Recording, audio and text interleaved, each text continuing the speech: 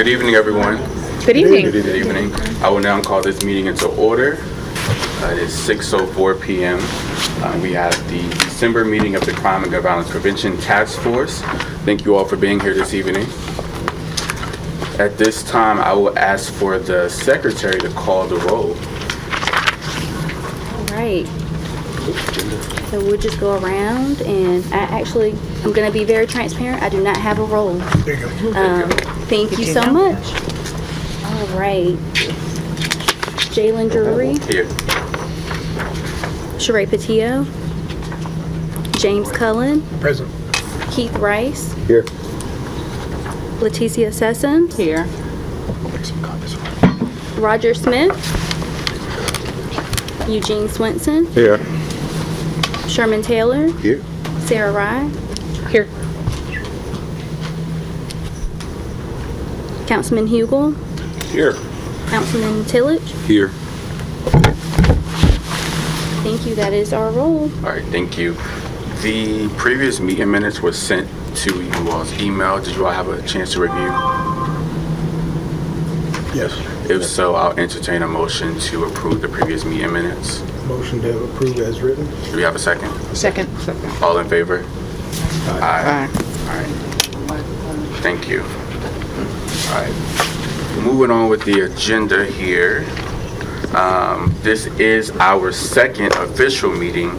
My first time providing as chair. Again, I want to thank you all for entrusting me this responsibility to chair this meeting. Again, and I make a point to mention this intentionally, I'm only 22 years old. And I think it is important that you all have centered someone that is young, that is well connected with the community, and who have direct ties with the youth in this community to chair this commission. So I'm really thankful and appreciative of this opportunity to be here today. I think it would be necessary to introduce ourselves to the community now that we have folks here in the room today. So I would ask for us to do introductions again. I think that would be great. And so I will start at the end of the table with Mr. Swenson. Eugene Swenson, co-founder of Big Homies Community Outreach. Mr. Chair, we're going to have to speak up Okay. so that the microphones pick up what folks are saying. Sherman Tyler, from Chesapeake, but I was raised up pretty much in Portsmouth. I bought my home in the Prentice Park area, and I work hard in my community trying to keep things, keep the crime down, keep young people engaged. Thank you. Ms. Ray. I'm Sarah Ray. I am a resident here in the city of Portsmouth. I've worked with juveniles involved with the court for the last 20 years, and I am the parent of a teenager who lives here in the city. Thank you. James Cullen. I'm a recently retired Coast Guard officer and a former federal police chief. Now I'm on a couple boards and commissions here in the city and volunteer in a variety of ways here in the city. Keith Rice, proud citizen of Portsmouth. I wanted to take a leap. Wanted to see a lot of good come to the city. Thought this commission, this task force would be a good start. And my affiliation is with Thomas Lumping Service. We provide second chance jobs for those in the area. And if anything, just wanted to see if we could pursue some more in that area and work together with everyone in the nonprofits and also the groups and everybody in the area. And let's just go off of that and let's see what we can make of it. Thank you. Ms. Sessoms. My name is Leticia Sessoms. I am the Executive Director of Community of Change. I am also a licensed professional counselor. My area of focus is mental health. I work a lot with at-risk youth and families. All right, thank you. Our Vice Chair, Ms. Patillo, is not here today, or not here yet. So we'll move forward with the agenda. The next item on the agenda is the review of data and metrics on recent violent incidents by Chief Jenkins.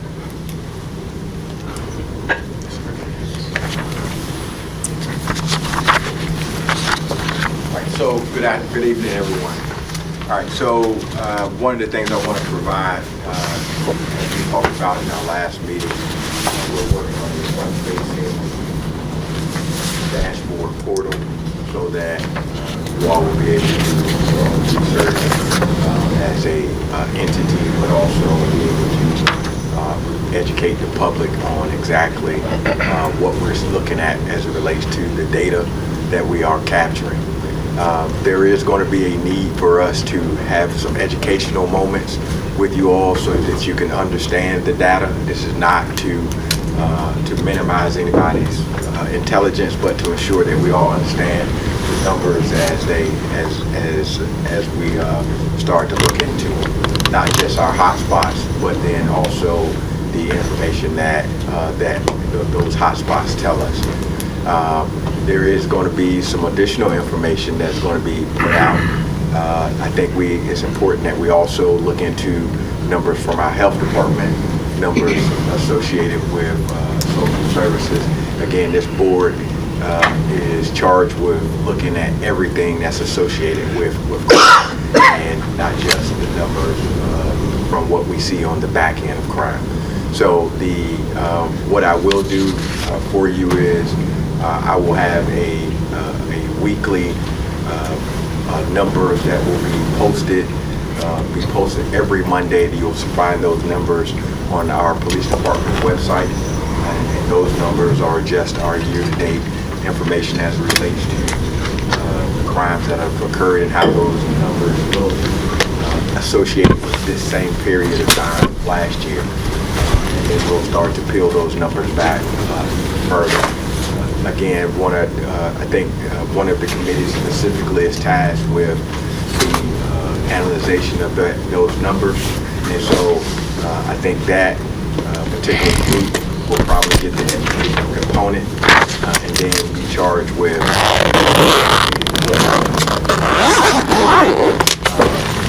and does anybody have any specific questions for me as it relates to our numbers on that information?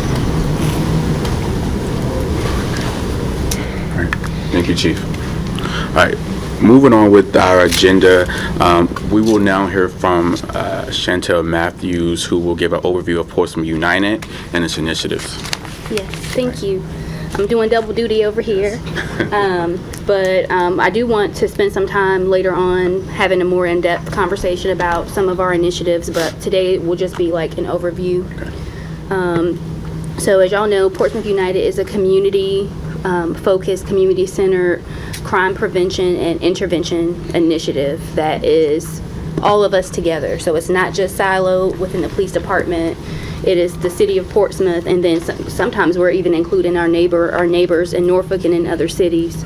So it is comprehensive, it is evidence-based, and we are moving things along. So when I think about Portsmouth United, it's the big umbrella, and there's other things happening underneath. Right now, we're focusing in on 4 components. The main one, which we hear about the most, is the engagement with our community-based organizations. They were funded to do things in the community because we can't tackle this alone, right? So the community-based orgs were funded to do projects in the community, to do case management, et cetera. There are multiple ways that community-based orgs are engaging with the citizens in Portsmouth. So that's one component. The other component which we're building out is crisis stabilization. So when you look at that, crisis stabilization has a lot of moving parts. And we are working on a policy, thank you. We are working on a policy that hopefully Chief Jenkins will be reviewing sometime this week. But what crisis stabilization includes is if there's ever someone who's impacted by gun violence, be it a family member or be it someone that was threatened by gun violence, we're able to come alongside them and provide support through one of our community-based orgs. They handle the case management, and we're able to provide relocation funds to get them to a safer environment where they can thrive and grow. And then we also provide emergency hotel relocation if needed as well. So there's a lot of moving parts with the crisis stabilization. We're working through policy and process since it is a newer initiative for us, but the goal is to really come alongside folks and help them make those next steps so that we're not repeating these cycles of violence within their generation, right? The other component is faith engagement, so that we're growing that out. Our first meeting is going to be on December 16th. It's going to be an informational session where we're reaching out to faith-based organizations, churches, etc., to have them engage in this work as well. We have set aside some funds to be able to help churches either keep their doors open for the youth or do, like have programs and ways to engage with the youth in their communities and really come alongside Portsmouth United and be the church, be the faith-based community. Because when you look at other cities, the faith-based community plays, some role in violence intervention and prevention. So we want to make sure we're supporting our local churches and also coming alongside them with information, coming alongside them with strategy and saying, okay, hey, this is evidence-based. We don't all wake up just knowing what's evidence-based, right? We have to do research, there's research that exists. So coming alongside and empowering them, not just with the resources, but also with the information. And then the other component, the last thing I'll talk about today, is the violence intervention piece. Some cities call them street outreach workers, some cities call them peacekeepers, but they're people that are in the community doing the work. Their goal is to reduce violent incidents in the community. And while it sounds like, well, how are they going to do that? A lot of it, in my personal opinion, is mini case management. They're connecting people to resources.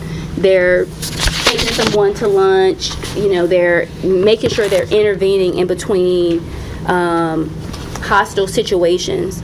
But they have to go in there and build a lot of rapport. So we're going to be hiring folks. We have two people already doing in this position. We're going to be hiring 6 additional, and we're strategically placing them in the communities, the neighborhoods that need that additional support. They have to go in there, build rapport. They're going to be getting training on CBT. They're going to be getting training on things that you wouldn't normally see violence interrupters getting training on. But we have to be able to address some of those mental health concerns, some of those generational concerns if we're going to see any change. We will be working alongside economic development as well, because, we even with crisis stabilization and violence interruption, all these pieces are connected. So right now, our goal is to build this ecosystem out and make sure the arms are reaching where they need to go. Any specific questions about anything I just said about how we're building this Portsmouth United out? I'm open to suggestions as well. Y'all hear me say all the time, I am always available for questions and suggestions and thoughts and ideas. Are there any examples of a similar program that has worked in other cities that you've looked at? There's so many cities, and I think what's difficult is when you look at cities like pockets in Chicago and Baltimore, they do a lot of heavy work in specific neighborhoods. So you see decreases in specific neighborhoods, but those overall numbers don't always shift the way that you would want to see them. So I think there's plenty of case studies. When you think about violence interruption in general, street outreach work, there's plenty of data to support how beneficial that's been. But you see it concentrated in specific areas. And I think a lot of it is resources. You don't see the resources available for them to hire the people they need to go into those areas. So one of the things I've noticed is when there's groups, right? Like you might put one person in an area, but when they're teamed up, it seems to work a little bit better with some of the research I've seen and some of the people I've talked to, not necessarily research, but people I've talked to in other cities. Roanoke has a really thriving street outreach team. They've seen a lot of challenges with their role, getting the right people. But once you get the right people, in those right areas where they can be beneficial in those areas where there's a connection that already exists, you start seeing a decrease in violence in those pockets where they are. So that's why we're just not focusing on one thing. We're focusing on big picture, and then we're building in those components and within that big picture and that big ecosystem. Absolutely. Commissioners, are there any other questions for Ms. Matthews?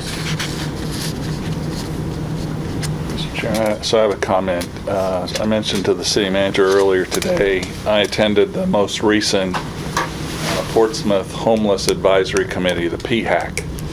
And one of the discussions we got into amongst that group of experts around housing is we often end up with people being displaced when the normal city staff that would handle that is not at work. So Friday at 6 o'clock or Saturday night at 2 o'clock in the morning. And so your crisis stabilization, I think, having that element will be important. So my point is the PHAC, recognizing that they have identified this issue as a gap, decided at their most recent meeting that they're going to form a committee of housing expertise to go take a look at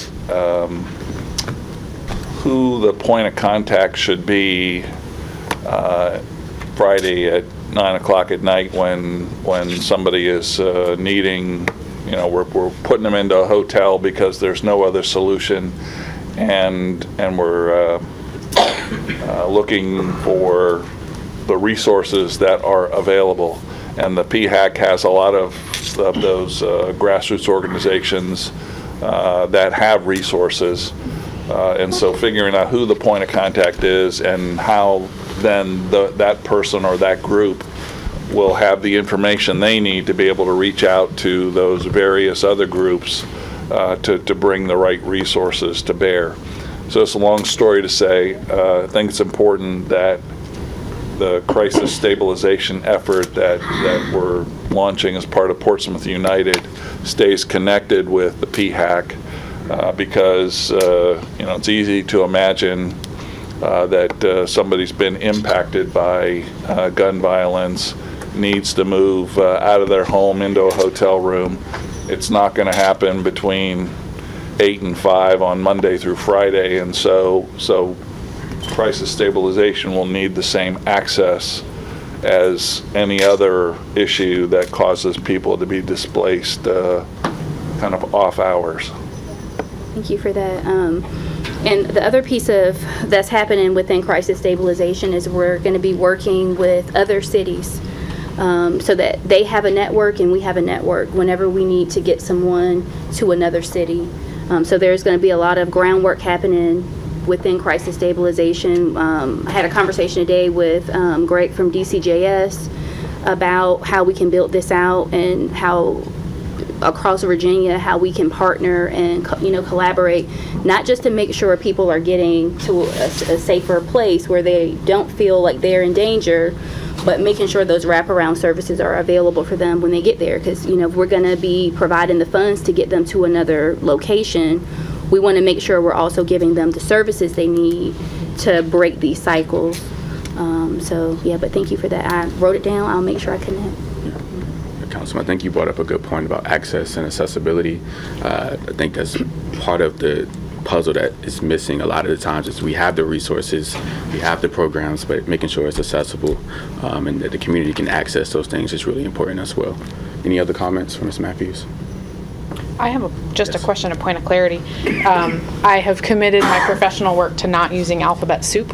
And I think that it's important since we have a different various backgrounds here. So I know Ms. Matthews mentioned that the violence intervention team would be getting training in CBT. Can you just tell me what that is? Cognitive behavioral therapy. So you probably can speak more to exactly what that is. It's a clinical. But it's clinical. It's just changing the mindset, helping them to rethink, refocus their thoughts to something more positive. Yeah. Understood. I just wanted to make sure that as I have committed myself to it, and I want to make sure I'm understanding. So thank you. Yeah. So if you look at the research, and I don't want to get too in the weeds, but if you look at the research, if you take a group of people who are behind bars, they did something, they have life in prison, right? If they could get 10 minutes back, most of those people wouldn't be in prison. It's because their cues, the way that they make decisions has been one way. The executive CBT changes the direction in which their decisions are being made because they have a new pathway to choose. So it's really neurological. It's all of it. Prefrontal cortex. So we want to make sure that there's like light CBT training for our violence interrupters so that when they're talking to people, they can help them with motivational interviewing and things like that. Yeah. Thank you. Thank you. No problem. Thank you. Thank you, Ms. Matthews. Yep. I have one thing to say. I would like to say whatever information or whatever things that we have for the people in Portsmouth, we got to find a better way of getting that stuff out to the people so they'll know about it. Yeah.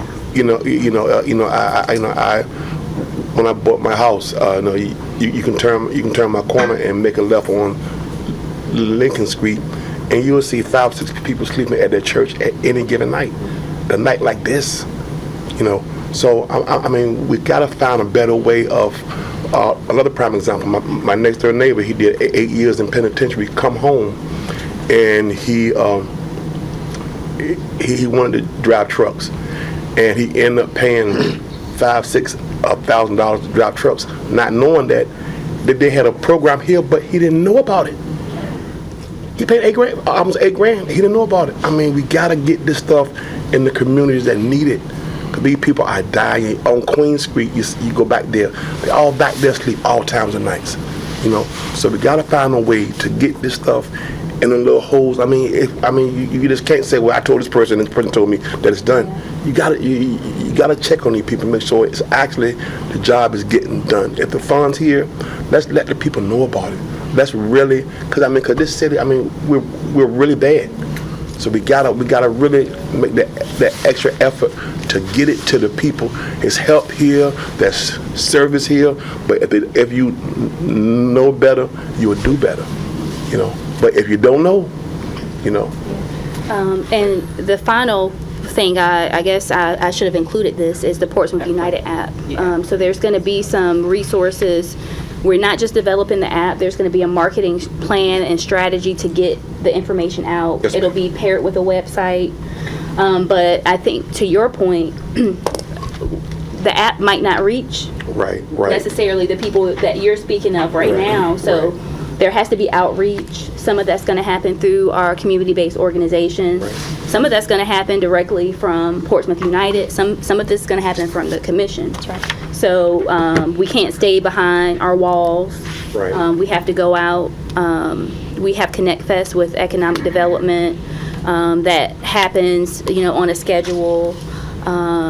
There's other, initiatives that are happening so that we can go out. I just think we have to get from behind the walls. But then I think the app is going to help that population of people who can get on an app and just be like, okay, boo, boo, boo. Let me see what resources are available. Portsmouth United is not just going to focus on just what we see as typical crime prevention and intervention.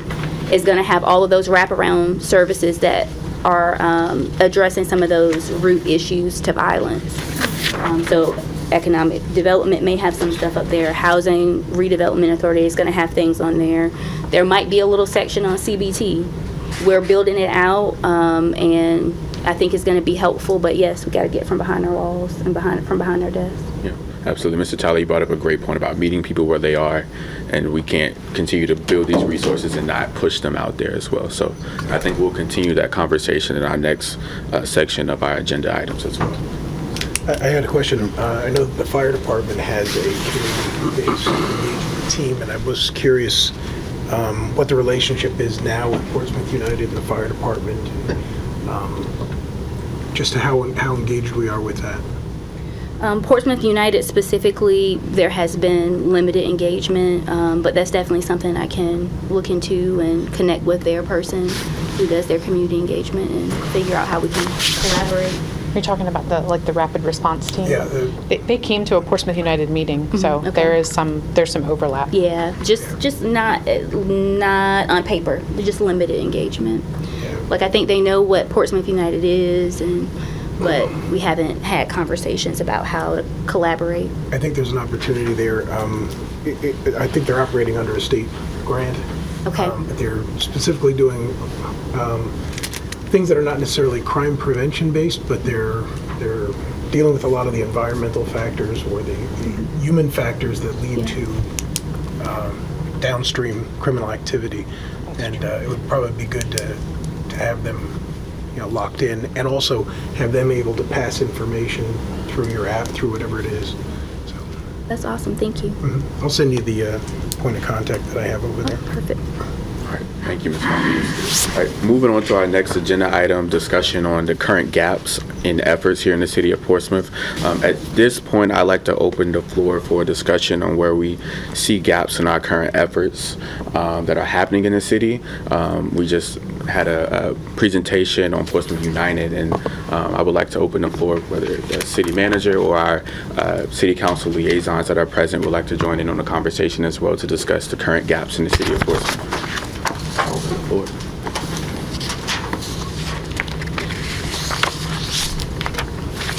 Well, I'll start. Okay. So I think Mr. Tyler brought up one of the gaps.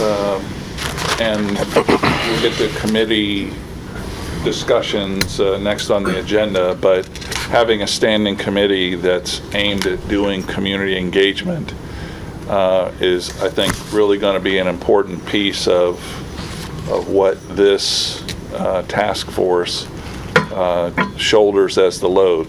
To your point, we have a lot of resources available inside the city, but as I visit Civic League meetings and other community engagements, a lot of our folks just aren't aware of what is available to them, and not only what's available to them, but what's available to them for free. So there's free help available out there, and in a lot of cases that free help is being underutilized. And so the communication to and from the community, and we talked last time about the community engagement being an opportunity for this group to gather input from the community, particularly good ideas on tackling the systemic issues around crime. So listening is an important piece, but also broadcasting what's available to the community, I think, is a gap that is an important one for this group to address. I was about to say, I know we discussed this last time about certain neighborhoods, but for me personally, and I know for some of y'all too, like the PRHA properties like Dale's Home, of course, Miss Winston is readily available. Anything we need to get, we need to use the building, like it's good. But Southside and London Oaks, I'm assuming they ran by HUD. It's really, really hard. Like you kind of almost standing on an island out there because you don't have the office, you know what I'm saying, as a base. So you just really trying to just go out there and do what you can do outside. There's really nowhere for you to be at. And as far as communicating with them or trying to talk to somebody that's over them, it's really hard. Like I think London Oaks have changed like 3 times. So like I say, I might go out there last month and talk to a lady and get something together, and now I'm out there now with 30 of their kids and we can't get inside of their rental office because of whatever reason. And then the same with Southside. Luckily, Hope Village right there beside Southside, so Miss Winston let us use their trailer. But I think in order to get some of this information out, I was telling one of the people that ran the rent office, the same way they send that rent statement out and it makes sure it gets to every mailbox, why doesn't some of this information about these free programs get to this residents the same way? We actually asked PRHA, hey, can we put something when y'all pass out y'all mail for y'all, you know, because they have some of their employees, the mail doesn't deliver them, they go to each mailbox and put it in the door, so they make sure you get it. So some of this information that the city has or some of these programs that the city have, why aren't they running it through the same information? You know what I'm saying? Like, why they're not running it through the same way they getting their information out? And like I said, PRHA properties are fine. We get a lot of help, a lot of assistance when it comes to them. But the HUD properties, or if from my understanding they ran by HUD, private owned but subsidized by HUD, it is really hard to get people on the phone and to get them to help, because the first thing they're going to tell you is, I have to call somebody in an office somewhere, and then of course we're going to try to go over them like, all right, just give me the number, and we still can't get nobody on the phone. So I felt like if you get these rent office people to kind of get on board because it's their neighborhoods. Like, you know what I'm saying? Like, y'all coming out seeing what's going on in y'all neighborhood. So I think if not at the table, at the very least, let some of this information get to your residents the same way you send them their rent statements or whatever you're trying to get to them. You know, your grass too high. Any information you get to your residents, some of these programs need to be pushed through them too. So. In regards to London Oaks and Southside, I established both because, as you know, we just did our turkey drive. Actually, the social services coordinator for London Oaks reached out to me wanting us to come over to employ some services and resources in that neighborhood. So I do have a connect for both, and Southside was the other community that we selected. So the point you made, there is a lot of inconsistencies, but in particular, London Oaks have someone that's been there July to now. So hopefully, you know, with how Hopefully she stayed. Yeah, hopefully right. she stayed. Like that's the Because biggest thing. Hopefully she stayed. We've already had 2 meetings. We did the drive. We went out there and did a feeding as well. And so she's open to. Yeah, I think I talked to her one day, and like I think it's something wrong. I don't know. The person that I had out there had a key to the rental office, and when that new company came, they took all the keys, or either they changed the locks. So Even now the they saying there's something wrong with I don't know, bro. Yeah. We're gonna work it out. I think that's something that the community engagement committee should focus on, and then sure. we will be focusing on that. You know, with you chairing that committee, going through some of those methods that that hasn't worked, and some of those gaps directly in those communities that haven't been reached before. And like you said, using those methods that they're using for other things, talking about bills and rent and things like that, to also let them know of the resources that are available. Right. They can do that. But first we have to establish that partnership, right, and build that connection with them. And so I think using the methods that we use with other neighborhoods and other departments and areas and organizations to communicate with them, we're going to have to see if it works in those communities that aren't traditionally targeted with those resources as well, and seeing what works. And also, like I mentioned early on, seeing what works in those other cities like Roanoke and Baltimore and Chicago. And I think the committee and the commission as a whole, we're tasked with figuring out those methods of best of communication, and we'll be working on that over the next couple of months as well. Yes, sir. Thank you. I just was when we get to the point where we have the easy button of communication, whether that's, you know, something like a 311, something like an ombudsman, you know, someone who can steer people in the right direction. Once we have something that's bite-sized and easy, I'm just curious about, can we get to the point where every city employee becomes the broadcaster of that? And I say that because one of our adjoining municipalities has training at regular intervals where all the city employees who have any contact with the public have a hand card, have a series of hand cards, or, you know, a website, things like that. So if you're out there as a code enforcement official, if you're out there as social services, whatever it is, here's a list of resources, and it's actually in their response flow chart. Check these boxes, do these things, but also make sure that you're providing literature and resources to people. I don't know if we have the easy button yet. You know, this is where we want people to go for information, for all of this information. But at that point, you know, there's so many different interactions with the public that municipal employees have across the whole spectrum, EMS, you know, fire, public works. Everybody has some sort of interaction with the public at some point or another. So I think it'd just be good to have something that's literally lay this in someone's hand or put a door hanger on or whatever it is to try to get that information out there. Absolutely. Creating a network of ambassadors throughout the city, I think is a great idea. And we'll, I think, working with city council and working with city manager, seeing how we can best do that going into 2025. Once we centralize all of the resources and figure out what those resources are and create a hub for those resources, I think everyone who works in the city essentially should be unofficial ambassadors of what the city has to offer. And I think the city council would agree with that, and the manager would agree with that as well. Yes. I would like to say also, I would like to say that I feel like that a lot of our issues we have in our gaps, I feel like that we need to boost up the morale with the head people who actually running the city. You know, if you got teachers unhappy, if you got city workers unhappy, I mean, they run our city. And once you get those in place, that's happy, and you boost the morale, they're gonna work a little harder. They're gonna stay back a little late. They're gonna do a little extra, and I believe that our gaps, they won't go away, but I believe that our gaps will be kind of, filled in if we make the people that we put in charge, happy. We shouldn't have teachers and city council meetings complaining about money. City workers, and the morale, that brings the morale down, and when the morale is brought down, everybody suffers. Our community, the schools, so I think we need to get that straight first. Get the ones that's in certain positions, make them happy, get them in a position that they're competent in being, and they're gonna work for you a little more, and we're gonna find ourselves a lot of things that we're experiencing. It's not gonna stop, but it's gonna help, because the morale is gonna be boosted. And then we can get together on the same accord, and then we can go out there and stop our little kids from dying. That's why I'm here.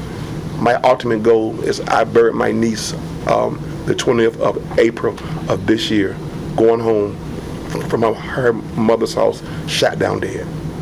It's going home. That's why I'm here.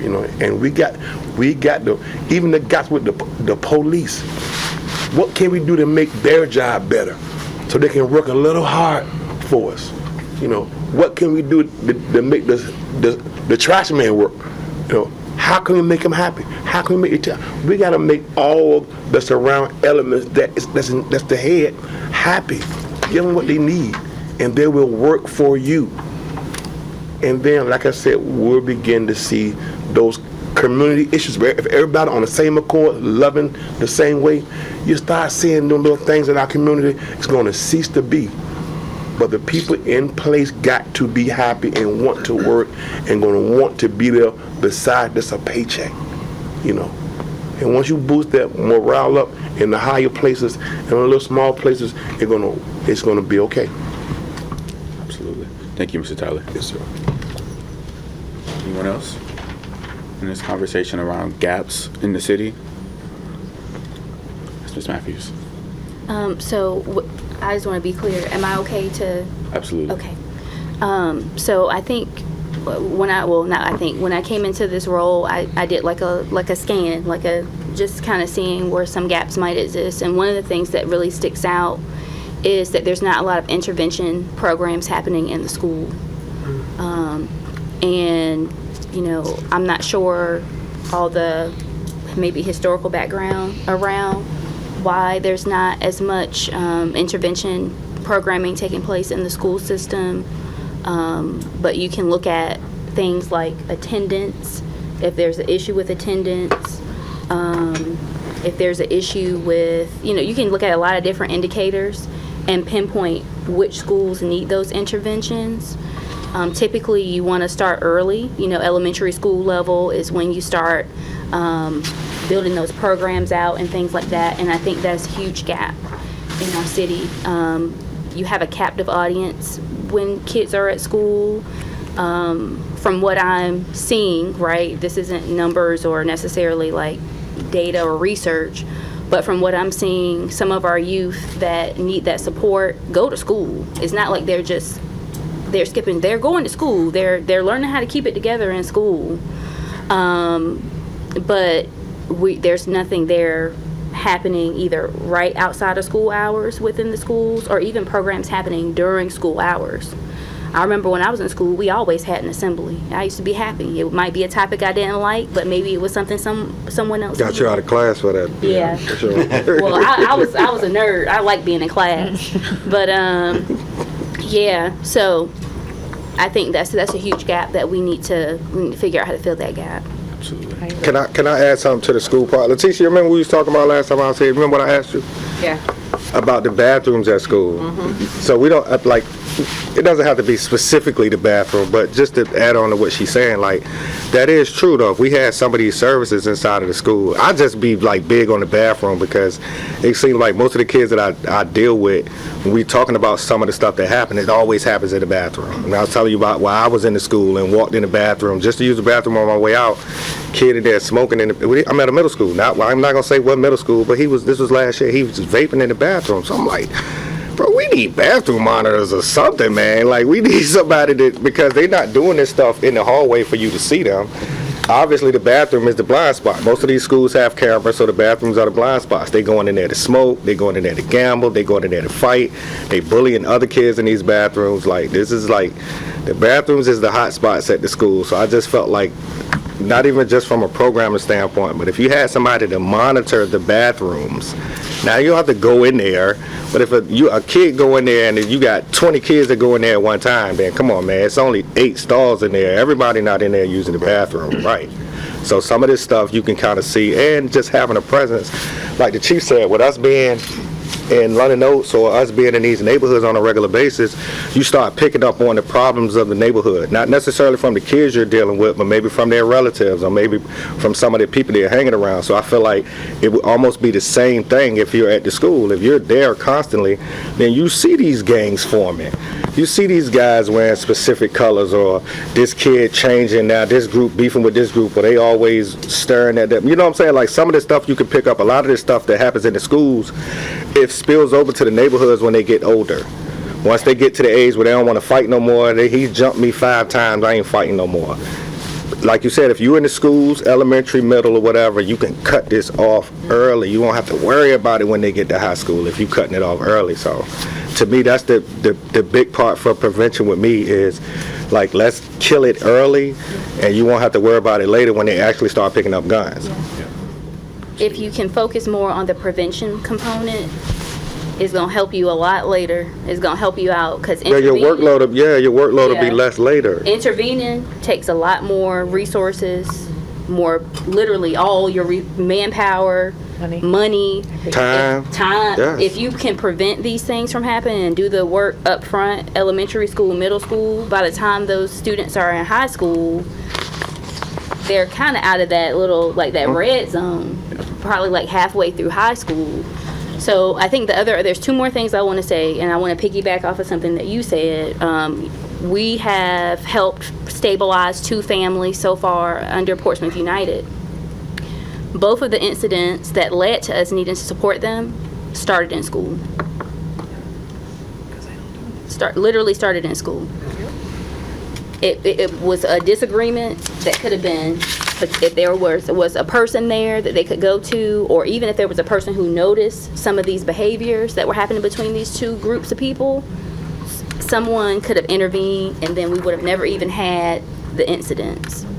So that's the first thing I wanted to mention. The other thing I wanted to mention is, working closely with our community-based orgs, there's a lot of barriers to getting into the school. Mm-hmm. There's not a lack of people who want to help. Mm-hmm. But when we try to go in to help, we get met with tons of barriers. We have a CBO that's doing a reading program, and I felt like we were in the Olympics trying to get in there to do the reading program. Now we in there. We start next week.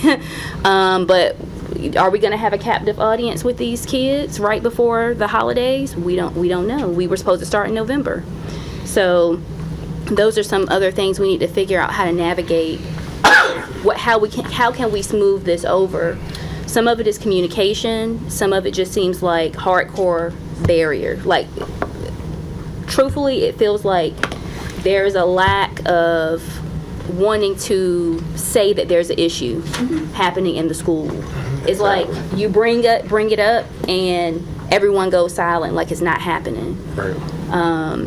And I haven't been able to quite figure out why that's the case. But it is concerning because it's like literally 2 for 2 of the situations we help, stabilize a family, both of the incidents traced right back to school. We have to figure out a way to build up the buy-in for the folks that are working in the schools. Right. And not just for the teachers and the admin, but also for the students. Yeah. What's the buy-in for them? And why should they want to participate in these programs that are being put in the school? And we have to figure out how to do that. What that messaging should look like.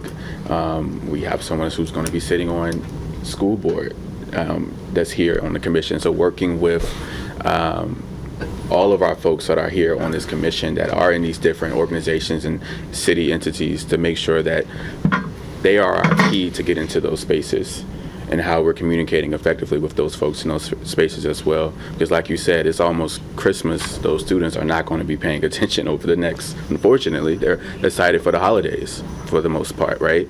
And so Or worried about the holidays. Or worried about the holidays, Yeah. exactly, or worried about the holidays. And so either way, after the new year, we're going to figure out how to communicate effectively with these populations. So, Madam Vice Chair. Oh, it's fine.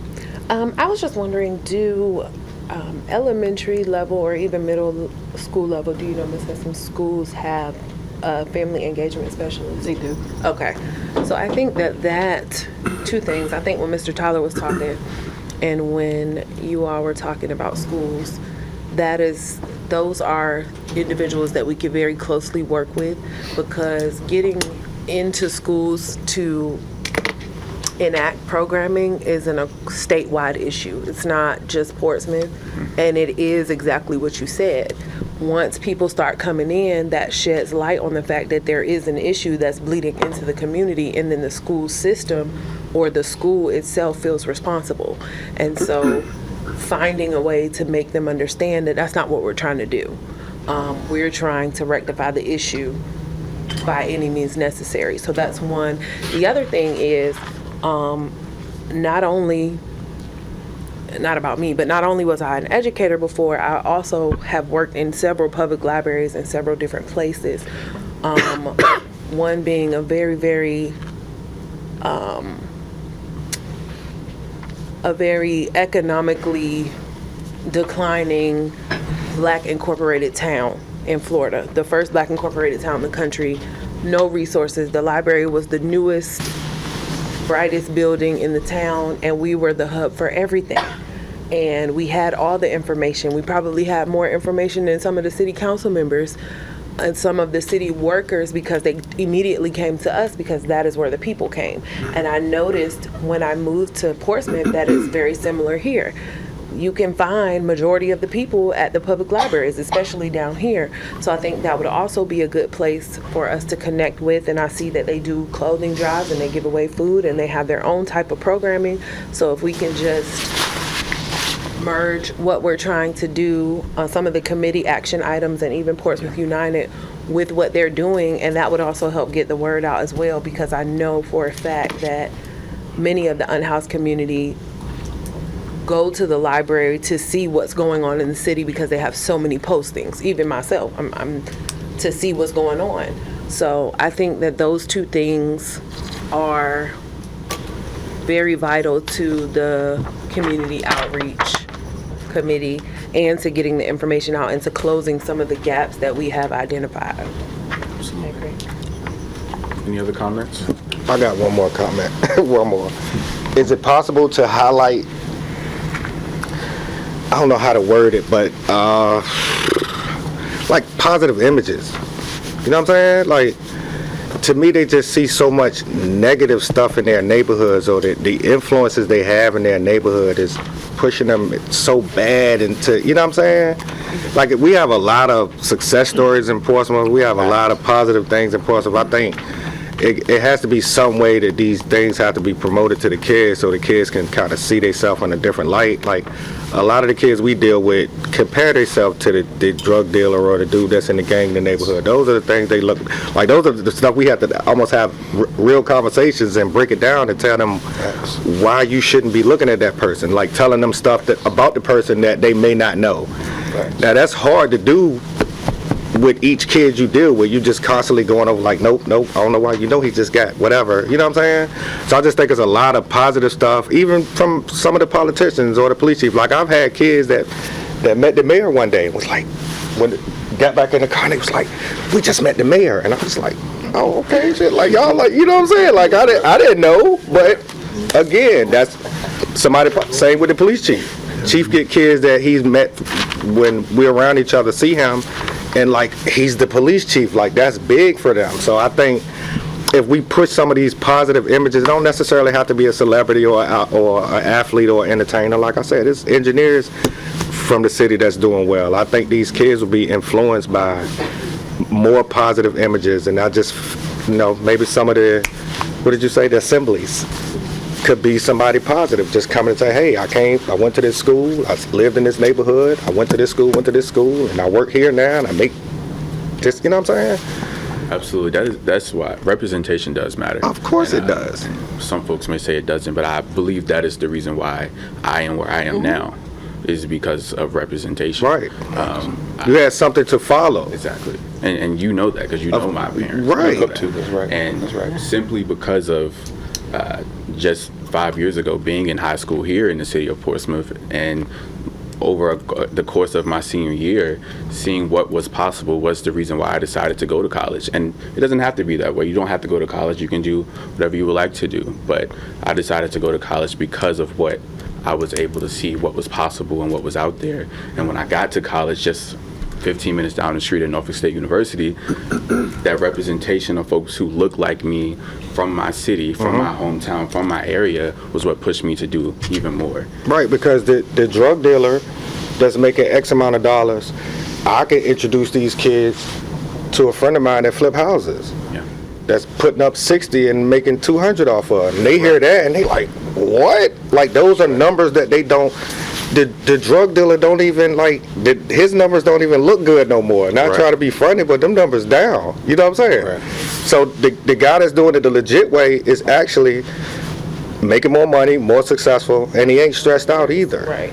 So we need more, you know what I'm saying? They need to see, they need to see positive role models. That's the biggest thing, man. More than just college fairs, and it's bigger than that. It's actual role models from their city. For sure. When they hear that, I'm from Portsmouth, that's all they need to hear. I'm from Portsmouth. I'm from this neighborhood. That makes a difference. That makes a difference. Yes, sir.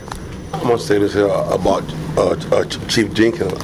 I'm driving one day out the Oaks, and I see this police chief, and he probably got every child out Lemon Oaks, and he buying these little kids icebergs, and it blessed me. I didn't really know him at the time.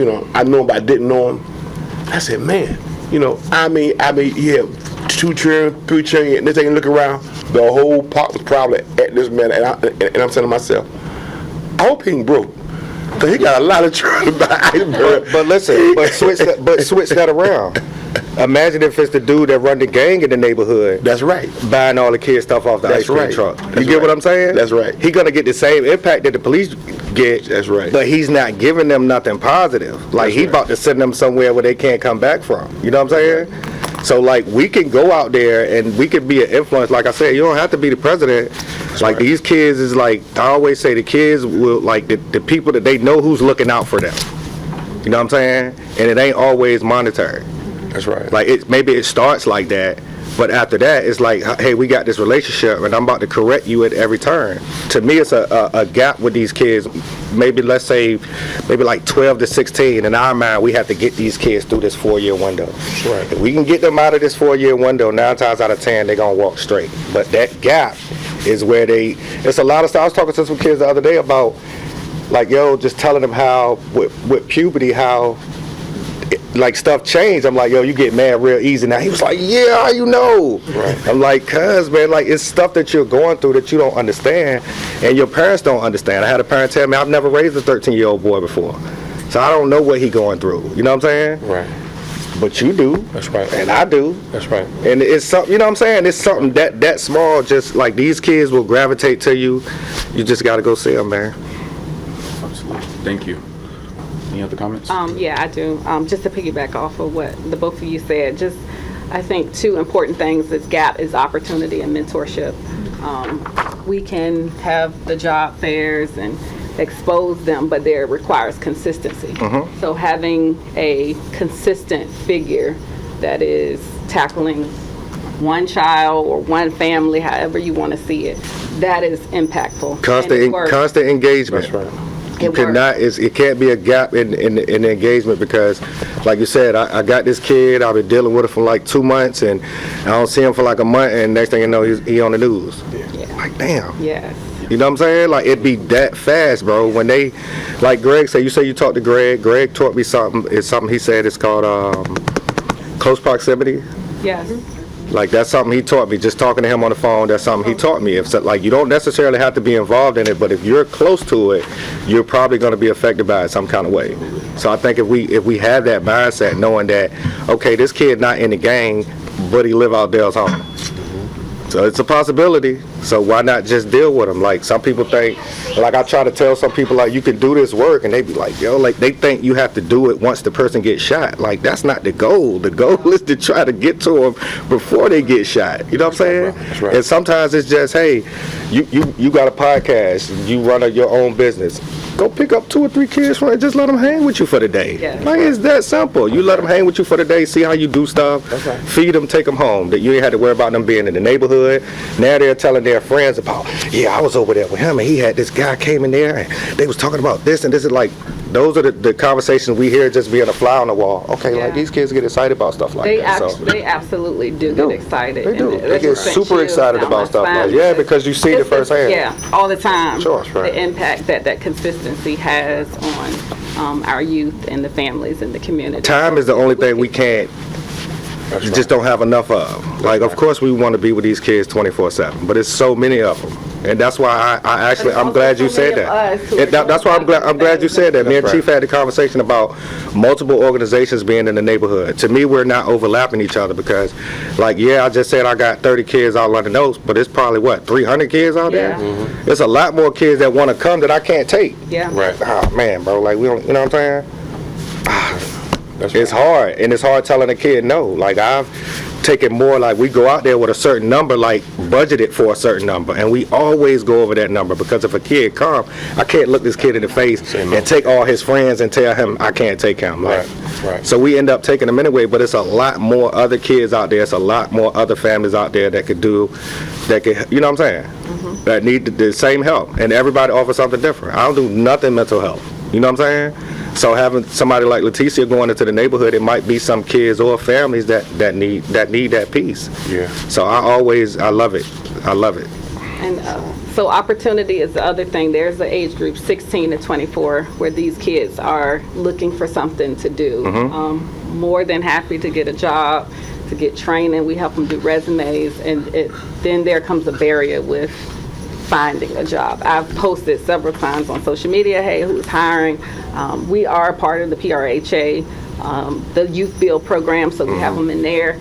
We too had that experience with bringing Mayor in, speaking with the youth, and he was there for an hour, and that still wasn't enough for them. Right. You know, they were like uber excited about his presence, and so things like that are meaningful. We take for granted because we have opportunity and access to these things consistently.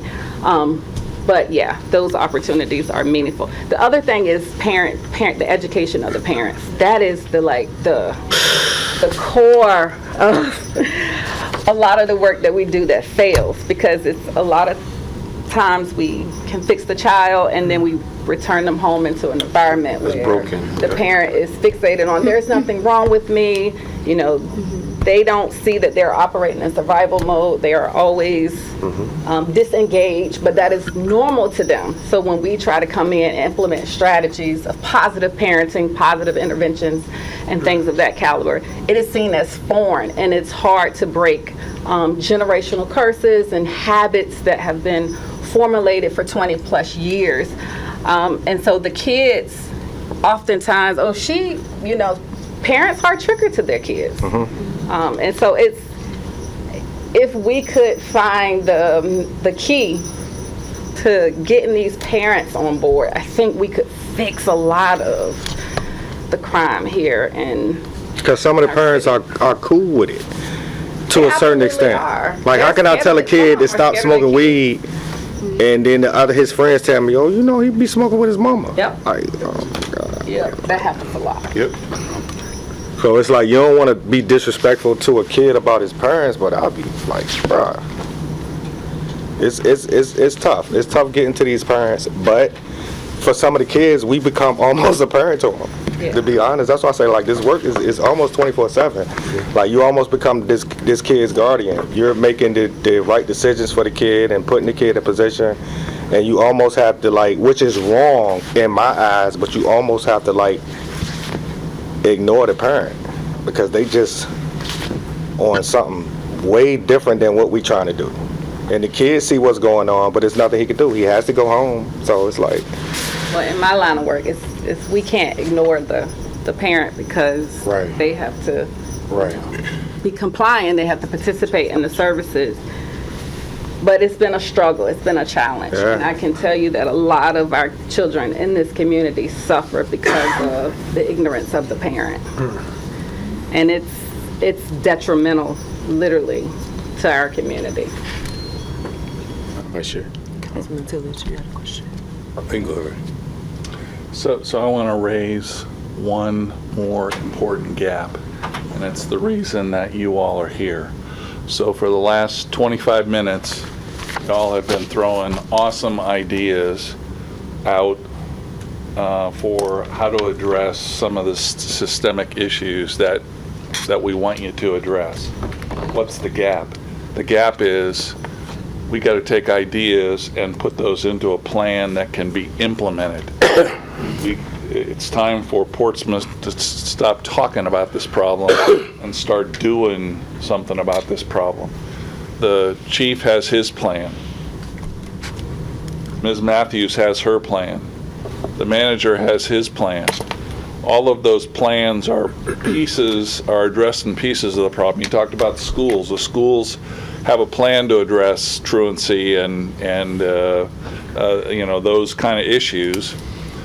But what we don't have is a plan that ties all of it together and connects the dots so that the help that the schools need from somebody outside the schools becomes available to them, that the help that the chief needs outside of what is inside the chief's authority becomes available to him. And that's really taking these good ideas, funnel them into an implementable plan, and then we got to get on with actually doing this stuff. So that's an important gap, and the reason really that City Council formed this group to begin with, to get the good ideas, but more than gathering good ideas, to put them into motion, to get stuff done. Absolutely. Thank you, Councilman. So I'm not yielding to you anymore because you took all the words out my mouth. Everything you just said is what I was about to say. Listening to some of y'all's comments for the last 20 minutes or so, it sounds like the key theme here is opportunity and communication. Mm-hmm. And so how do we, as Councilman Hugel said, how do we make the puzzle complete? And so, we have a lot of silos in the city that have their own missions. Not saying that they're bad missions, but they're unique missions to that organization or that entity. How do we now connect the pieces? And as I mentioned at the last meeting, one of the initial reasons for establishing this commission was for us to be able to identify, but also to be able to plan. Mm-hmm. Talking ideas is great, but if we're just talking, we'll be at this meeting for the next 20 years. That's right. And we don't want that. And so, so how do we take everything we just heard today? How do we now build upon it by turning it into action and developing that plan? And so what I would ask for you all is to kind of go back and listen to things that y'all were saying. And, if you all want to get presentations on, what is the city's role, or what can the city's role be with housing? Bring up those issues and we can get a presentation on what is the city currently doing to address affordable housing needs, what is the city's vision for affordable housing needs, and provide feedback there, because we know that opportunity plays a lot in crime. I was on the news yesterday talking about being able to lift people up and not just giving them a handout, but giving them a hand up and helping them to build not only income, but help them to change their lives. That is what the task of this here is. How do we change the life of Portsmouth citizens moving forward? And that comes through this roundtable to talk about housing, to talk about healthcare, to talk about job employments. Ms. Sessons made a good point about there's a big gap right here between 16 and 24. Those, to me, that's a very crucial age gap, because that's when people are becoming of age. And if they're kind of confused, not knowing which way to go at that point, we're setting up for disaster when they turn 30 and 40, 50 years old, and they're going to be still in that same cycle, that same mentality. Because it's great to do these preventive measures with little kids. That's great, because we're helping them to understand there's a different way not to follow those footsteps. But when we look at crime, we're looking at the people between 16 and, let's be real, 30, right? They're the ones we need to be targeting. Those are the ones that we need, and those are the ones that could benefit from the affordable housing.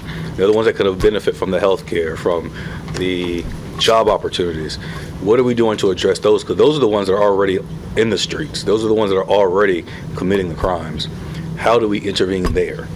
And so I'm more than happy, call me during the week. We can help, we can kind of just talk about how we can do X, Y, and Z. How can we get a presentation on whatever subject, you all want done. But, right, I'm glad to hear the enthusiasm, but, let's start putting pieces together. Let's really push it. And a year from now, let's be able to say that Portsmouth crime rate is, I'm going to give a very progressive number, but let's say Portsmouth crime rate is half than what it is today. Let's make that happen. And so, once again, I just thank y'all for, just being a part of this effort to do that. Thank you. One of the things discussed at the last meeting was the potential for the intent to put out requests for proposals for a structured external analysis or coordination group. And I know that there was one group that came in and spoke at the council meeting perhaps 2 months or so ago. Citizens United. As one, yeah. And without advocating for any particular one, I think there's a lot of talent, and hopefully, we'll have a lot of information coming in. But what I've found in my own career is that if you can bring in somebody who's looking at it from a 10,000-foot view versus in the trenches, sometimes that's the way that you can take all these individual lines of effort and coordinate them and move them forward. So I know there was some discussion of that. I also know we're right in the middle of the holidays, and I was just curious where we stood with that. That RFP has already been released. We're waiting on responses back from that RFP. It should close out either the end of this week or next week. So we'll have the responses if there's anybody that responds. So that's one of the things that we're waiting on now, to kind of figure out what the responses are going to be. But that process has already started. It started well before this group. We're near the end of that process of trying to. Can I ask the question? Absolutely. Sure. One of the things, though, as we talk with all about the different ideas, I think it would be really important to kind of funnel those ideas into the different committees. Yeah, that's right. Whatever your idea is, it should fit some of these committees that we have. Take that idea and then kind of flush it out inside that committee.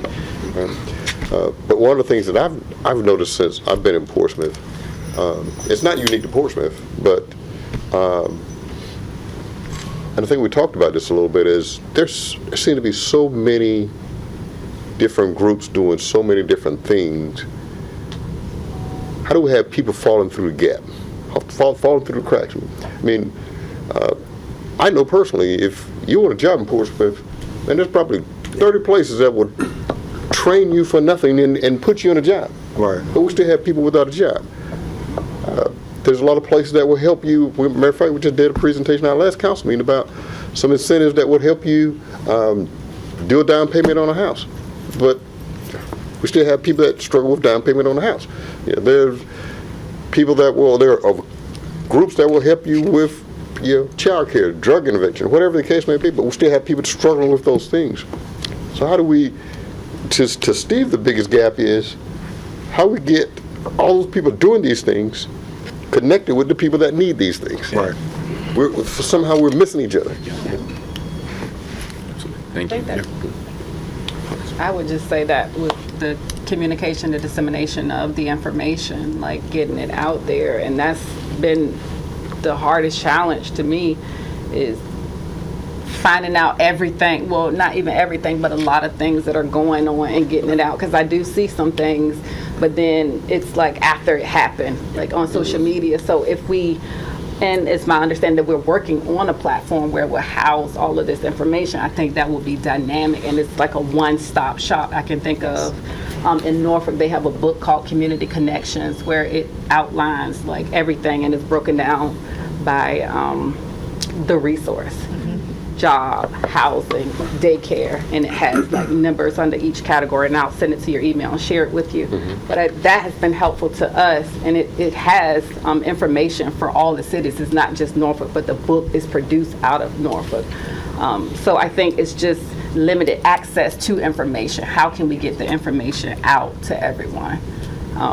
Where is your target audience? I think that's the thing that we really got to figure out as a group. We do a good job of putting it on social media. We'll put it on TV. We'll put it in the newspaper. But the people who need it the most, where do they go? Yeah. Who do they talk to? That's where we need to put the information out. So we got to do a better job of figuring out who's our target audience and where do they consume their information from. Because it's not from the traditional places. That's evident. You know what I mean? Somebody on this commission mentioned the libraries. I don't know if we've hit those that she thought was the source, but that would be one example. Mr. Manager, I also add, one of the first things that Roanoke did was figure out who their target audience was, and they thought that was important. And they realized it was the youth, but that age group that you mentioned, directly that age group that you mentioned, and they realized that it was going to be important to use social media, meeting people where they are, but also we can't forget to use the traditional means by knocking doors, and going to homes and going to the libraries and really meeting people where they are. And so I think that is going to have to be something initially that we have to figure out within the next month or so, especially in January as we hit the ground running. Once we get an organization that we bring in using an RFP to help us, once we have that target audience established, it'll be easier to figure out what we're communicating, how we're communicating, and what that messaging looked like. Because I can tell you, I'm not watching the same things that my grandmother's watching. Right. It's not going to work the same. So look, the age, just for anybody, it's not really a question. I mean, it's not really, it is a question. So the age group, 16 to 24, my challenges when it comes to that age group is a lot of these kids have come in contact with the police already. Meaning some of them have felonies already. Even for somebody that's 16, for some of these programs, you're supposed to be in school. So they like, he's supposed to be in school. I forgot the word they used when I took him down there, absconding or something like that. It was the word they used. I can't remember the word, but it was like, we can't put him in this program because technically, legally, he's supposed to be in school. So for some reason, this kid can't go to school. Like, it might be a gang reason. It might be just having been since he was in the 8th grade. So trying to put him back in school is just going to be kind of like, it's going to hurt him. He's kind of going to drag it out. So, like, my challenge for that age group is, like I said, a lot of them have charges already, or a lot of them is certain places they can't go. Like, you literally have to ask them, like, all right, what neighborhood so you can't work at that McDonald's over there, or can't work at no fast food place where somebody could come in and actually see them and be like, oh, yeah, you know he work at that McDonald's or airline. Like, this kid is a target. So it's like, I don't know, it got to be something out there. Even when I heard what you just said, I need your card too. I got a couple of 35 and 26-year-olds that have felonies that live in some of these neighborhoods that's trying to do something, but it's a challenge for them. Like I said, with that felony on your record, or the fact that you may have been affiliated with this neighborhood or this certain group of people at one time, and now maybe you're not and you just want to live a normal life. But y'all know how that go. Like, I don't care you say you working now. I remember what you did 2 years ago. So it's like a challenge for that age group. You kind of have to almost be like, that's where the real one-on-ones come at, where you're dealing with this specific kid for a long period of time, trying to navigate him through that age group. So I didn't want to cut you off. No, you're good. So I think when we look at that, we're looking at national numbers. We need to look specifically at what's happening in the city of Portsmouth, because that age 16, I would say that number is lower, way lower. Yeah. Which is why I had that whole conversation about prevention.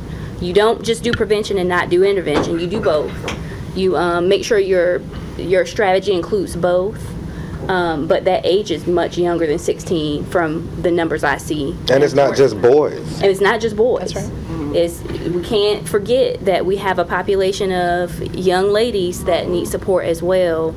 So thank you for saying that. But I did want to say we're talking a lot about being out in the community. We do have a community walk on December 16th. At 2 p.m.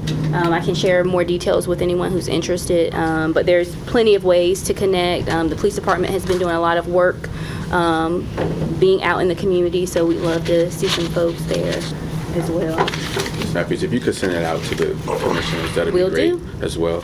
And the last thing I want to say on this agenda item, there are a number of corporate and higher education partners in the region that are willing to help. I spoke with some folks in Norfolk State University a couple of months ago, and they said whether it's research, helping developing policy or programming, they're ready to do so. And so they're ready to assist, and also with the new joint school of public health between ODU and Norfolk State, they've also let me know that they're willing to help as well. And so when it comes to research and figuring out what that age group looks like, they're ready and willing to help, and they're waiting as well. This is probably a little known fact, but VCU is going to be coming alongside Portsmouth United as a part of the grant that we received.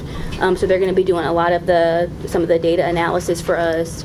The hope is that they'll be able to work hand in hand with the organization that comes in as a result of the RFP. So we will have some ties with VCU, but I would love to expand that to ODU too. I think it'd be really cool. Absolutely. Thank you. Portsmouth at Work already has ties with Tidewater Community College and the Skilled Trades Academy, which is right here on Airline Boulevard. Great work. So that training is available to anyone from Portsmouth for free. Skilled trades training for free.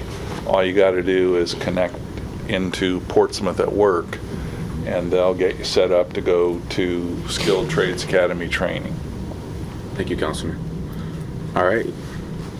Moving on to our next agenda item, committee updates. I don't believe there are any committee updates, but I will still ask just in case. Are there any committee updates? The only thing I could pass from community engagement, we have not met, but I've started doing some of the work to try to put together a calendar of the various meetings of civic leagues, tenant representative groups, and anyone else who really represents citizens across the city, with the goal of just having many of them are at the same time, same nights, So, we're going to have to divide and conquer, and the idea is just to try to gather as much input and data as possible from people that sometimes you've got to go to them and just spend some time with them to start gathering information. There's a lot of different groups out there, but I'm going to try to put that all into one calendar I can share with everybody. All right, thank you. Thank you, Mr. Cullen. Any other updates from the committees? I don't have an update, but I do have just a slight bit of feedback based on what I've been hearing so far. I think everybody's really excited about committee work, right? I'm hearing a lot of ideas that sound like it would fit into committee work. But I also, I'm not the chair of any of the committees, but I think I may have fallen into 3 of them, which was not a good move on my part. But I do want to give a little bit of feedback, like from the Community Engagement Committee, the thing that Eugene was talking about telling the positive stories. Mobile Photo Lab is working on that right now. He's working on putting together, having kids use classes to do video production to tell the good things that are happening in Portsmouth. So that he might be a good person to have sit on the committee to make sure that those pieces are being connected. And also from the, as we were talking about identifying target age groups, I'm just going to pose the question, is it possible that each committee might find their own target age group? Because the resource allocation committee or the intervention committee, someone might decide that it's appropriate to be teaching an evidence-based parenting class to address truancy or behaviors in school or whatever. But someone else might decide that 16 to 24 is their target group. So I just wanted to sort of throw that out there because it sounds like we're excited about committee work. And then the last piece, and I'm not sure which committee this would fall into, but I'm hearing that they're barriers, right? And I'm going to call them, maybe just struggles that we can overcome. But engaging the faith-based community, I think the chair of each committee really needs to take a hard look at who can be on those committees that can help do the work that that maybe we're not the experts on. So if there's not a meeting place in London Oaks for you to meet, but there's a church right outside of the front gate. It's too Definitely. I'm not about recreating the wheel. So as we are talking about communities that are these committees, I want to make sure that we're inviting the right people to it, and the chair of each committee is open to inviting, whether can we have a family engagement specialist from the school system sit on a committee, right? Those people are the ones that are in the school every day. So I want to make sure that we are not just relying on our own expertise here in the room, but we're also focusing on who the strategic, and not 50, because then we'll run into the barriers again as far as putting in an actionable plan, but strategically who to invite to those committees, so that we can leverage the most resources in a way that makes the most sense. Is there any incentives that we could offer to some of the parents for taking some of these classes? Because sometimes incentives bring people out. But I don't know what the incentive is, but Dinner. something, gift card, I don't know, something. Hey, I got a $25 gift card to Applebee's or something. Hey, I want you to come take this. Like sometimes when you just ask these parents to just come, they'll just drop their kid or they just won't show up.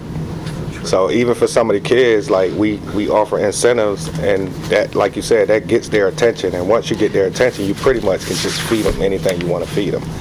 But you have to get their attention first. And sometimes just coming to sit down somewhere when they could be doing something that they consider a little bit more, you know what I'm saying? Like, I don't want to say what, but you know what I'm saying? Like, The buy-in piece. right, like to them. But doesn't that go back to I think that goes back to the committee discussion as far as if you're a Portsmouth United, if you have a connection with Portsmouth United and that's written into your budget, maybe that work happens and there's incentives. But, I think that we're excited about the committee work, and we're trying to hash it all out here. Yeah, we have to get the shell. Yeah, absolutely. Okay. I was going to also mention, to your point about the age groups, I do think it would be great for the committees to establish their own age groups, because it might not be, there may be some overlap there.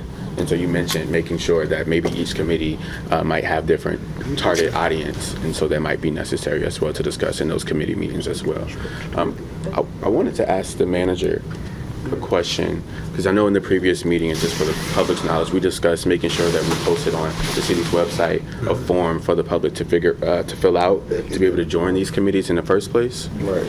So I did have a quick follow-up. Commissioner Ray mentioned a mobile photo lab. So yes. For those who aren't familiar, that's the igloo that you see with Santa in it from last Friday night and stuff like that. It's a husband and wife team who do photography here in the city, cover a lot of events, but they also have a podcast that they have their son. They're very into a lot of the things that we discussed about having positive role models and so on. And so they do a podcast called Learn with Lee, where their son Lee talks about various people who he's met in the community and things like that. So I'll take that as an action item. I'll reach out to him and just find out what he's willing to do and contribute. But I'm also going to speak with Peter Glogola and make sure that we're not trying to duplicate something that the city's going to do. So I'm sure we can find that balance. Thank you, Mr. Cullen. Mr. Manager, really quick, Mr. Carter, my question was on things that were discussed in the previous meeting along the lines of having the commission's website, page on the city's website established, up and running. Do we have a timeline of when that would be completed with the form for folks to fill out, and then also the names of the commissioners? And I believe it was one more thing. Don't have it off the top of my head, I'm sorry. That information been passed on to our marketing and communication. I have to circle back and get a timeline for you, but it will be done. Yes, sir. Thank you. I'd be interested in hearing from the committee chairs on how the staffing of the committees is going. Has it started? I think maybe it's not clear to our neighbors that the committees are not exclusively going to be staffed by people from the task force, that in fact we want neighbors who have interest in each of these areas to step forward and join up. And I guess my concern is we got work to do. We got lots of ideas that have been thrown on the table today. Nobody And can if do we it. wait for a web page to get created to have people sign up, that becomes the long pole in the tent.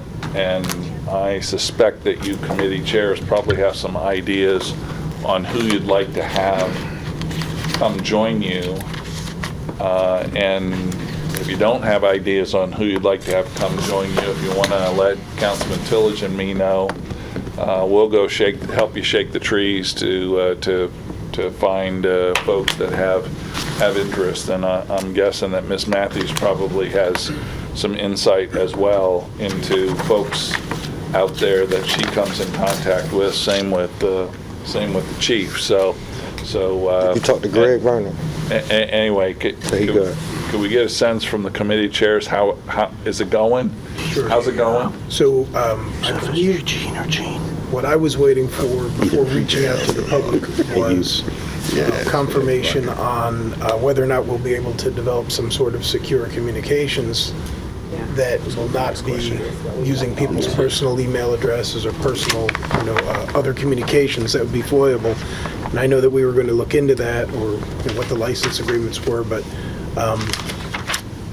having an email come from Happy Guy 1963 or whatever my email isn't going to, not only doesn't sound professional, but it's also Freedom of Information Act, and then you get to see pictures of my dogs and all that other kind of stuff. So Yeah. Any business that's put on personal phones or those type things is foilable. Exactly. Yeah, that was our barrier. Yeah. So that was number one. And number two, Okay.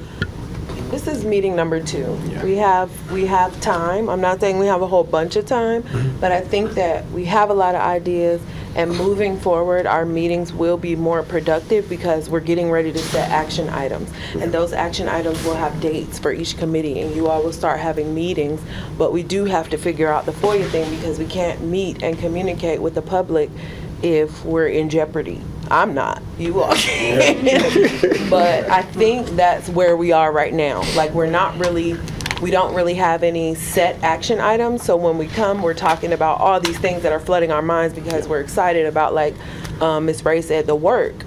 And we need to get some organization. So I think the next meeting agenda item, setting action items for each committee or each board member, so that when we return in a month, we will have something for the committee members to say or to report once we get this FOIA thing under control. So I don't think that we were necessarily waiting on like a form or anything, because I know, hearing all of us talk, we all know stakeholders that we can reach out to and have no problem doing so. But we need to set things like how many, who, like things like that, and form them into action items, and not leave here today without action items that require a task and a date, so that when we come back, we're being more productive. Yes, ma'am. Absolutely. Thank you, Madam Vice Chair. Yes, sir. I'll have an answer for you guys about the email accounts by close of business tomorrow. Thank you. Right, so we'll know, we'll go ahead and move that forward. But I asked Burl, I'm not sure that everybody's in here understand the Freedom of Information Act and how it works. But that's a different beast if you've never operated underneath that. So even with what you put in an email, it may be a separate email account from your personal email account, right? But I'll say it this way.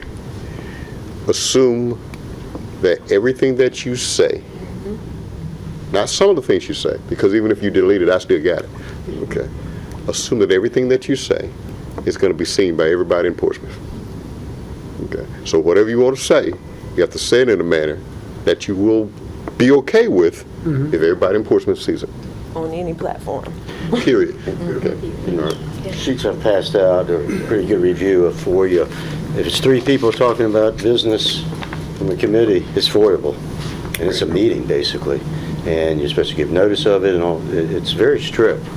And so take a look at that, and we can discuss maybe FOIA next meeting, next month, if you'd like, if you have any questions about it.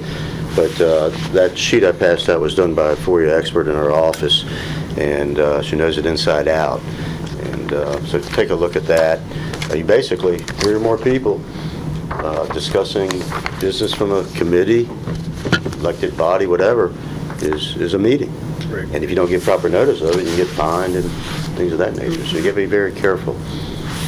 Thank you. And Ms. Matthews, I would definitely like to add that we discussed having a presentation on FOIA at the next board meeting in January, so we can add it to the agenda. That'd be great as well. And if we can get a digital copy of this, Sure. that'd be great as well. Thank you. If I may, Yes. Mr. Chair, I'm sorry, I don't know if it's possible, but Versa might have, I don't know if we have access to Versa, but Versa has a FOIA training that we could may all be able to participate in It's like a as a committee. 15-minute class online or something, I think they have. I don't know how long it is, but that might be a good starter, and then we could have, then we would, maybe the next Absolutely. one would be better use of, we would have a starter place. Yeah, or I can bring our FOIA expert in to attend maybe and Sure. make a presentation. I think I was thinking more along the lines of other stuff that we could do when we're not here, so that when we are here, we're able to sort of focus. Is there a site to that? You know, what's it called? Virginia VRSA. Virginia Risk Sharing, I don't know what the A stands for, Okay. but all municipalities have access to it, as far as I know. Ms. Sessoms, did you have anything to add? I'm sorry, Ms. Sessoms.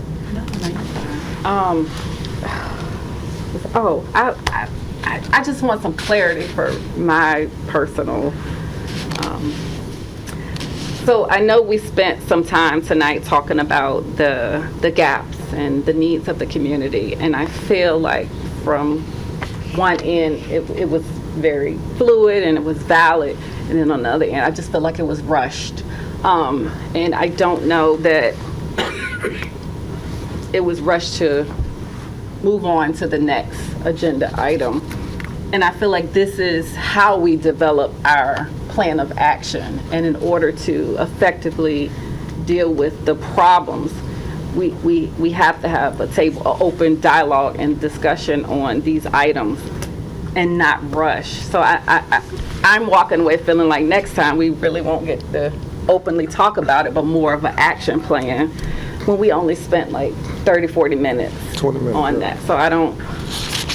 So I think that if maybe we aren't clear, or I'm not clear, I think that once the committees are established, then the committees will have yes, we had a gap conversation here and we gave out some ideas and feedback, and we had a presentation about what is going on with Portsmouth United so that we're not duplicating services. But I think that once we get the ball rolling more on the committees will have more fleshed out conversations about the gaps that committee addresses.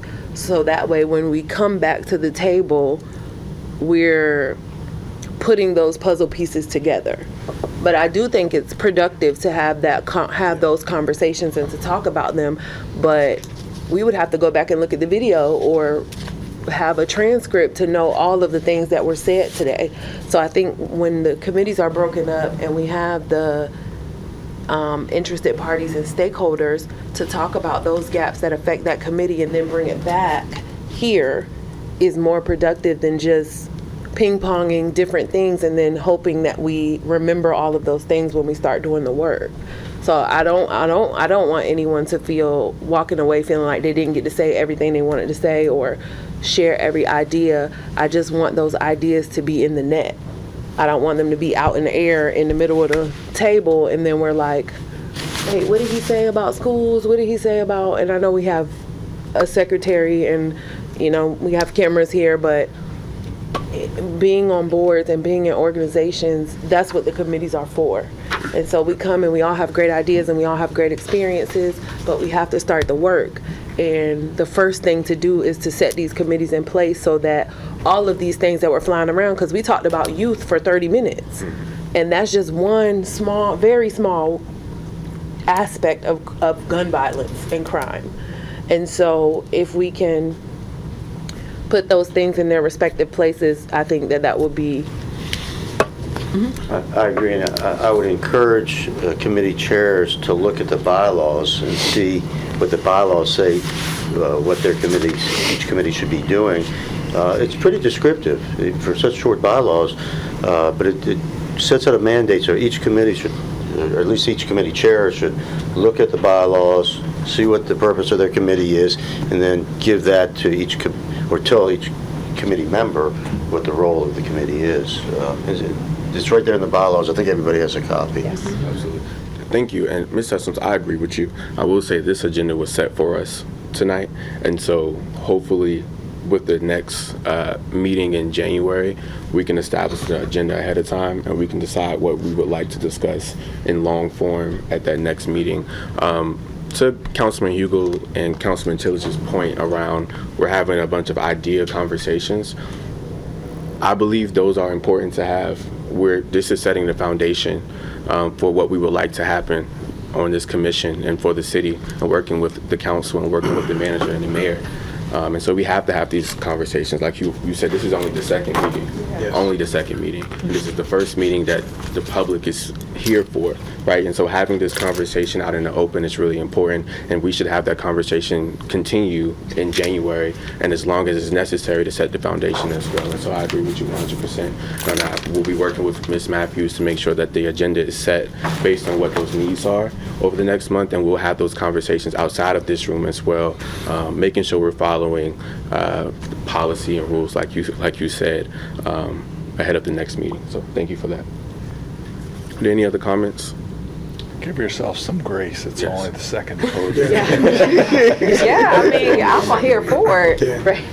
The only comment I'd like just to make to the audience is thank you for being here, and we had our first meeting 12 days ago. So, and that was purely some organization and who's going to be doing what. So if it seems like we're fumbling, it's because we're stumbling out of the gate trying to get ourselves on our feet and get started. But keep your eyes open. So Thank you. Yeah. All right. Next agenda item is next steps and meeting schedule. So we discussed at our previous meeting that all of our commission meetings will be held on the first Monday of each month at 6 p.m. here in this room as well. And so just to let the public know again, the first Monday of each month at 6 p.m. here in this room. And also, next thing on the... So that's how we got here today. Recap of action That's how we got items. here today, huh? Yeah. I was like, damn, we just mad. Yeah. What the hell? We don't have First a Monday in January. grand recap of action items from today, but I think as discussed by the manager and both Councilman Hugo and Councilman Tillage, it is important for us to think about that committee work and start to get into those, our heads around who should be on those committees ahead of even getting the form, and thinking about who should be on those committees really ahead of our next commission meeting on January 6th at 6 p.m. January 6th, okay. I think at least maybe if you all agree, having a tentative list, whether or not we have an email to communicate with them or a form. I think that an action item for tonight could be having your tentative board committee, your tentative committee list for stakeholders that you know are interested parties or people that may come to mind for you. I think that would be good for us to build off of for the next meeting. So I know under community engagement, what we had listed coming out of the last meeting was myself as chair, Commissioner Swinson, the chair, Mr. Drury, and Leticia Sessoms on that board, and then, on that committee. And further outreach, I was just basically waiting to see how we're going to go about doing further outreach to the community and find out who needs to be engaged in that. Yeah, right. So I have to focus, sorry, for myself. The action items are, we heard from the city manager that he was going to have some information to us by close of business. Yes. We, as a collective group, will read the bylaws, read the FOIA information to make sure we're familiar with that, and also have some conversation in the committees, like each chair will reach out. Is that a safe way for me to I think that is safe. I think as chairs, starting to think about what that looks like and that committee work looks like based on the conversation tonight. We'll have the recording to be able to go back to. There was also a few things that I asked Ms. Matthews to send to us as well, I believe. So there's a few things we'll be receiving via email over the next couple of days and weeks, and we'll expect an email from Mr. Carter tomorrow. Great. I think the other FOIA action was taken by our attorney rep to check into availability of Versa FOIA training. Yeah, I got a note to do that. Thank you. I mentioned it and forgot. That was your idea. I know it was my idea. You know, I'm full of them. I mentioned in the previous meeting that wasn't out in the public that I would be reviewing Robert's Rules of Order, and I thought it would have been a great idea for the commissioners to review it. I also realized that a lot of the conversations that we'll be having in this room will be informal, right? And that is okay. And so I do think continuing to review Robert's Rules of Order, but also with the public bearing with us, so we're having open dialogue and conversations in this room as well. Yes. and that's okay. Robert's Rules of Order are sort of a guide. You don't have to follow it. It's sort of aspirational. I mean, it really is. I mean, there's different courses, and it says that basically in the preface that Robert's Rules of Order for a congressional committee is one thing versus Robert's Rules of Order for a youth group or something. And so it's flexible. You don't have to follow everything. It's up to the committee. Assessments. Last question. At these meetings, are the public allowed to speak? And have we I think that's established something any- that this group's going to have to Yeah, determine. that's something we're gonna have to discuss. Okay. And Community engagement. yeah, What I will warn you, though, is if you allow the public to speak, that's a great thing, Yeah. but you got to put some parameters around it. Yeah, I was about to say that. Oh, my City God. council It may mirror meetings, the they're city gonna sign up. Yeah. You got to have some kind of parameters around it. And limit on time. I think that's something we can discuss with the Community Engagement Committee. Yeah. We can figure out what those parameters are and what that looks like. So thank you for that, Ms. Sessa. Oh, you're welcome.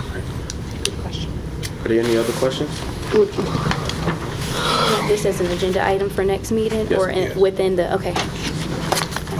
if we're gonna bring it up as an agenda item, one of the questions I'd also ask to be answered between now and then is the availability of potentially using the other room, only because that seems to be set up for that sort of, if we're going to mirror what the council does, they have timers, they've got all that kind of stuff. Is that available? That's a question we can find out between now and then. And I think that we can discuss that as a committee and figure out if that's something that we want to do as this group, and if that is sufficient. Any other comments, questions? Have you established what your next agenda is going to be? I'm sorry? Have you established what your next agenda is going to be? We have not. You might want to have some conversation about what you want on your next agenda. That's here though. Tentative agenda. Okay. All right. So we can have a conversation around the next commission meeting's agenda that will take place on January 6th at 6 p.m. Are there any recommendations? I think it's safe to say that we can start with following up with old business, the action items. Absolutely. Agreed. I know Ms. Matthews taking notes as well.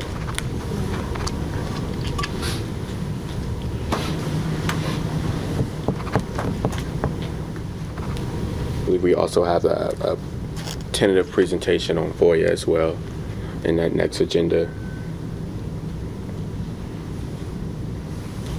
One of the things you can always consider is, especially when organic conversation happens, if there's some deficit in what you know about a specific thing, maybe we could reach out and bring some expert in, providing, some presentation. So just kind of keep that in your mind that you don't have to be the expert on everything. If there's something you want to know, we can find some people to come in and kind of do a little mini education piece on it for you. Thank you.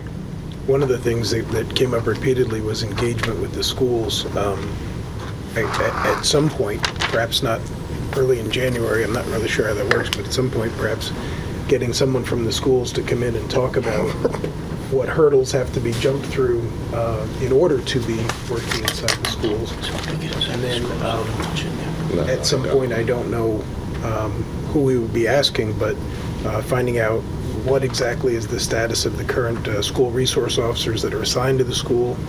Is that a contract between the school and the sheriff's office? Is it a contract between the city and the sheriff's? I don't know any of that stuff. So the point is just getting some education on that, since there's already those resources working in the schools, and seeing if there's any gaps there that could perhaps be addressed. Did you get that, Ms. Sessoms? Newly elected school board member, you got that right? Okay. I can reach out to Dr. Bracy for you. That's what I was going to ask. That would be But She told me that would be good. that would require, if we're talking about that for January, then we'd have to ask that as an action item. And I don't know how that fits into their schedule. Yeah, that's why I say I work through Dr. Bracy. If at any point you want somebody from the school board, not school board, but somebody from the school system that's going to address this group, I would suggest you make that request through the superintendent and let him figure out who and when. That's right. You can do that. And he could probably address all those questions. Yeah. Probably. Is that something that we all want on the agenda for the next meeting? I think it might be. Might be wait. Too soon. Because you're going to have a new board coming in, there's going to be a lot going on. Next Yeah. week is their last. January 6th, they'll be right going back to school. That's what I'm saying. I don't know if Maybe we that's can the get right time, but February. February. That's when we go for but I think that February. it's Yeah. sooner rather than later discussion, since a lot of these things point to Absolutely. the system. Swenson that runs a couple restaurants on our street. My little sister. Your little sister. Or economic development. Yeah, my little sister. Open. Workforce development. She running I think that's a great idea. Yeah, we have Portsmouth at Work locally, but if there's other workforce development agencies around It ain't shut down. the She probably region. shut it down. So which one are you looking for? What's that work? She trying to move. Yeah, you can't do that shit downtown. Would you want to add committee updates? Yes. Wasn't my whole life. So are we agreeing that This side of Effingham. committees are creating a tentative, not necessarily reaching out to people, but if you have someone at the top of your mind, or not even a name, just a position of a person for your committee, can we get a tentative list of that so we can be starting that moving? Yeah. We're all in agreement with that. I think so. Anything else to be added to the agenda? Can we add what's happening? Like upcoming Update, event? like an update. Okay. Yeah, what's happening? Trying to think of it's getting late now. Bear with me. We'd like to do that Having hot flashes. in every meeting. Have a update, short, Yeah, I think small that would update. be good. So if any of us know about any programs or anything. Funnel it out Yeah. to We could maybe have it ahead of the meeting, At the Yeah. top. and then it'll just be listed out. Yeah. And if So we we need to send add all this to anything. you. Yes, you send it to me I think that's a great idea. Yeah. Forwarding Yeah. everything to you so that it can just be like on the on the agenda. actual agenda. Yeah. Make it easier for secretary trying to Correct. keep up with all that stuff. And for us, because then we would have it all there, and we may not have to hash it all out. We could just or wait for the minutes. correct. I think that's a brilliant idea. Thank you. Okay. They had the casino. Matthews, are things happening inside Portsmouth United fast enough that you should be doing every meeting update to this group of what's happening inside Portsmouth United? I think so. Because the meetings are once a month. Yeah, I Probably. think it We should can be. have like a calendar. With Yeah, we can. We're actually going to be meeting every week.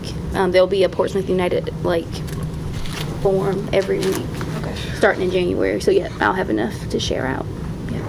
It's a great idea. Anything else? And what about the data or statistics from the police department? Is that something we want to look at on a monthly basis, or is that too cumbersome? The data's always there. It's just a matter of how much change is going to happen from month to month. You may want to give a longer window Okay. so you can see trends and, Like every So maybe on quarter. a quarterly basis? yeah, I would think so. And I would encourage this group to attend the chief's quarterly update. Yeah.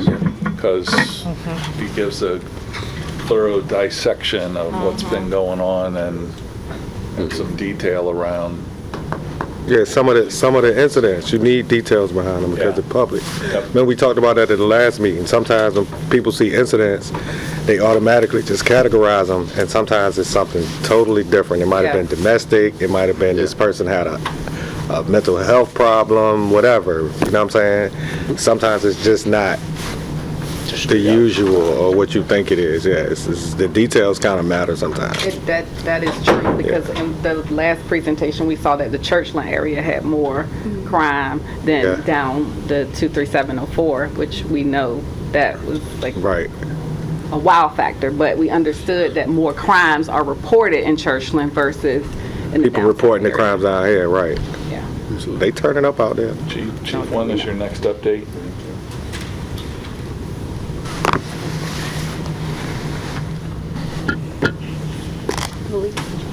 Oh, my goodness. In January? 22nd of January. Thank you, Chief. That'll be at 206 High Street, I'm sorry, what was the date? 22nd of January. 6 p.m. Yeah, it's something that can be on your calendar for Yeah, correct. when you get the next agenda. Thank you. Anything else, Commissioners? Let me throw out something too, if you don't mind. As you're organizing your different committees, if there's some expertise that somebody in the city can provide to you, don't be afraid to reach out. Let's figure out what we need to do to support whatever the initiative is that you're trying to get done. We're here to support this group and make sure that you have the resources that you need to be successful. So I really want you focusing on the big picture. Let us help you, through the tactical piece of it. Thank you, Mr. Manager. Thank you, Councilman. Thank you. Yeah, I try. If there are no further business, I'll entertain a motion to adjourn. Yes. Motion to adjourn. Do we have a second? Yeah, 8 seconds. All right. All in favor? Thank you.